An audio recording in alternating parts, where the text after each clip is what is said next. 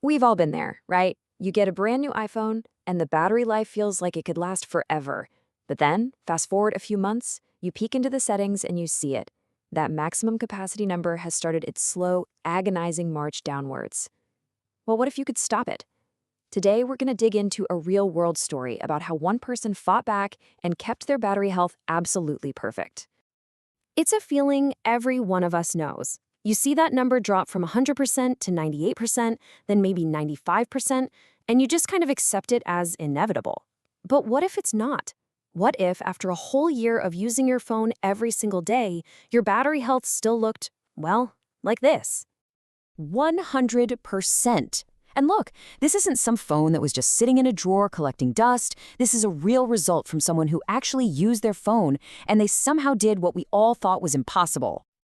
And it lets me super clear here. This was on an iPhone 15 Pro Max after nearly 12 full months of daily use. So the secret here wasn't some kind of magic. Nope. It was a very specific way of using and charging the phone, and it all led to a surprisingly low number of charge cycles. Okay, so here's the real kicker. After 1 year, most of us will rack up somewhere between 300 and 400 charge cycles. The person in our story? Only 190. That's almost half. This huge difference is the key to everything. So that begs the question, what in the world is a charge cycle anyway?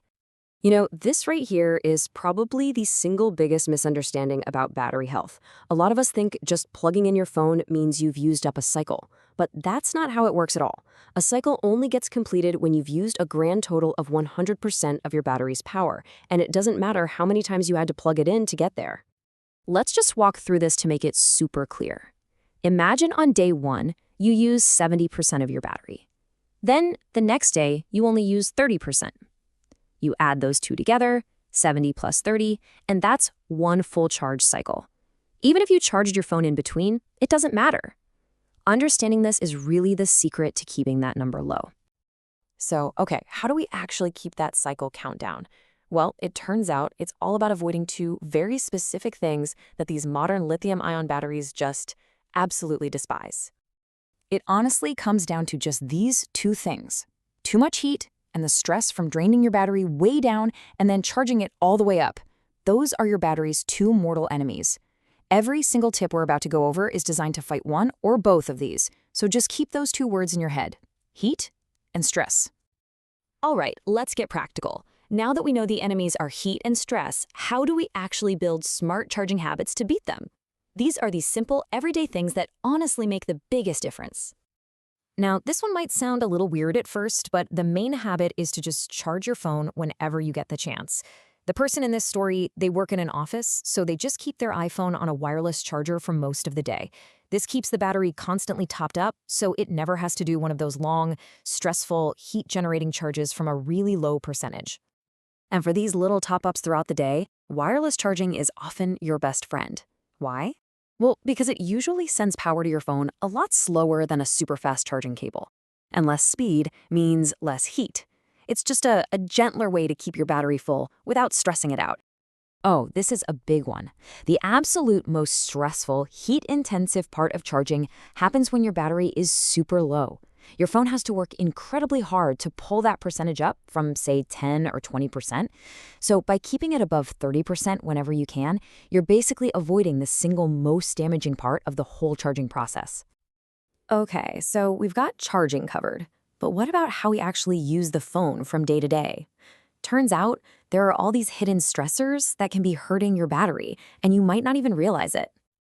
I mean, just think about it. Using your phone in hot, direct sunlight, the screen has to go to max brightness, which generates a ton of heat.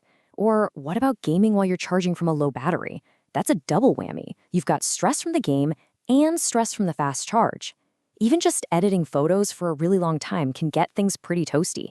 The key is just to be mindful of that heat. And this next one, this busts a massive myth. We all do it, right? We swipe up and close all our apps thinking we're being super efficient and saving battery. But you're actually doing the complete opposite. Your iPhone is designed to just suspend those apps in the background. When you force quit them, the phone has to burn way more power and generate more heat just to launch them from scratch all over again. Now, the good news is you don't have to micromanage all of this stuff by yourself. Apple has actually built some incredibly smart tools right into the software that help you protect your battery automatically. So your iPhone has two really powerful built-in tools. First, there's optimized battery charging, which is awesome for most people. It basically learns your routine and charges to 80% overnight, and then it just waits to finish that last 20% right before you normally wake up. Then there's the 80% limit. This one's a hard stop. The phone will never charge past 80%. It's definitely a more aggressive strategy, but it's the ultimate way to reduce battery stress if you don't mind giving up that last 20% of juice. So we've gone through a whole bunch of habits and settings and tips, but it's really important to put all of this into perspective. The goal here is not to make you paranoid about using the amazing, expensive device that you bought. Honestly, this is the most important thing to remember. If you need to game on a long flight or if you have to use your phone in the sun, just do it. This is all just a toolkit for people who really value that longevity and want to make their battery last as long as they possibly can. It's all about finding the balance that actually works for your life. So after all of this, from charge cycles to the app quitting myth, what's the one small change you think you'll make starting today? Because that one simple shift could be the very thing that keeps your battery at 100% for way longer than you ever thought possible.